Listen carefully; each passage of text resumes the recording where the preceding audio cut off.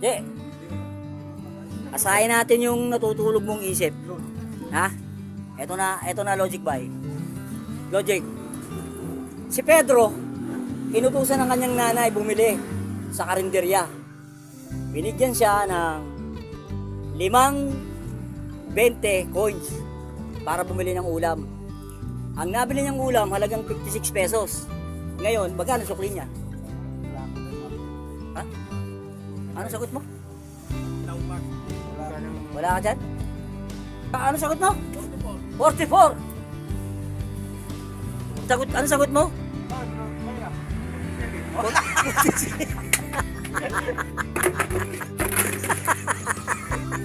Magkano? 56 yung binili niya, di ba? Oo, magkano? Hindi, 520 yun. Oo. Hindi, 44. 40. Tama, di ba?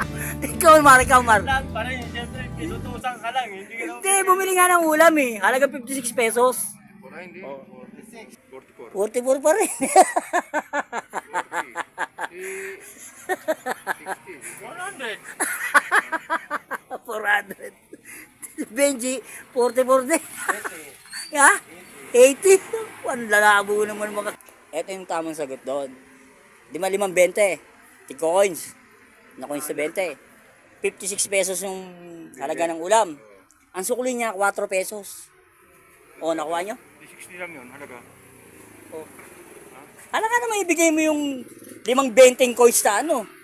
Sa tindahan. Dapat 60 lang ibigay mo, 3.20. Ang sukli nun, 4. O, nakuha nyo na. Hindi, kasi nakalagay yung...